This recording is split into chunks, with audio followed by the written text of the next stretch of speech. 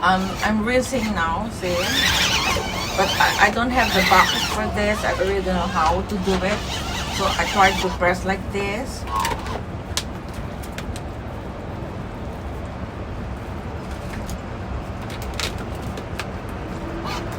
At least like I can use it for rinsing. Let's say 5 minutes.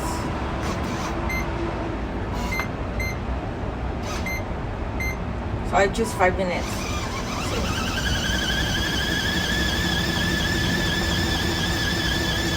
But the point is like when even you do the rinsing like this, it's like so I think I need to press down it a little bit.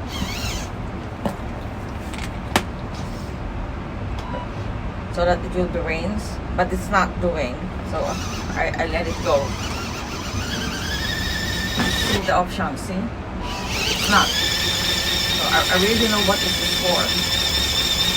So well, what I do is like, I will just do it by myself. I just switch off. Then, because it's wasting my electricity for just doing nothing. I have to do it by myself.